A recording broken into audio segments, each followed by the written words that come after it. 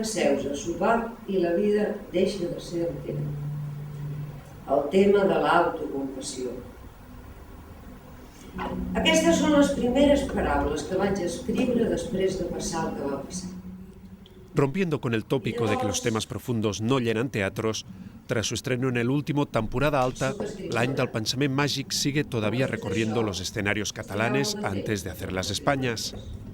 Y a mí me apetecía también hablar de la muerte desde una normalidad, como algo que forma parte de la vida y bueno, a la que todos un día u otro tendremos que enfrentarnos, ¿no?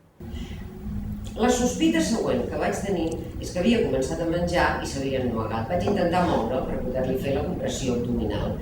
Va caure sobre la taula i després a terra. Sota la cara hi tenia un bassal d'un líquid negre. Con la dirección de Óscar Molina, Marta Angelat da vida a las palabras que la escritora norteamericana Joan Didion escribió sobre su propia experiencia. Como cuentas cosas muy íntimas, se mezcla un poco el personaje con la actriz, ¿no? Las barreras están bastante diluidas. Y entonces la comunicación que se establece es casi como, es terapéutica. O sea, yo, todas las funciones que he hecho de este monólogo, hay un silencio absolutamente sepulcral que no he oído en ninguna función nunca.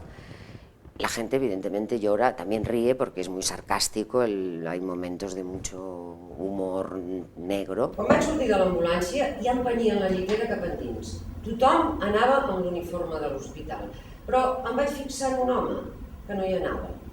És la dona? Li va preguntar el conductor de l'ambulància. I després em va mirar. Soc el seu assistent social. Didion escribió L'any del pensament màgic después de las muertes casi consecutivas de su marido y de su hija de 3 años, pero no se revuelca en el dolor. Ella cuenta la trayectoria emocional del año posterior a esas pérdidas.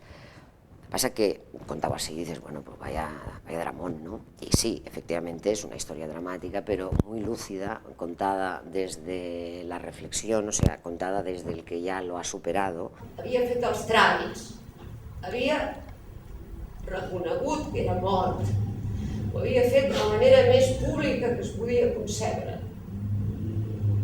però tot i així no l'havia pogut fer tornar. El mensaje final, para decirlo de alguna forma, sería que en la vida tienes que dejarte mecer por el viento, ¿no?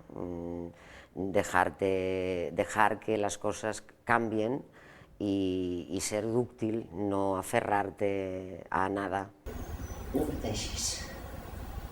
Em tens aquí. Li dic cada vegada que entro a la unitat de cures intensives. Li he dit tota la vida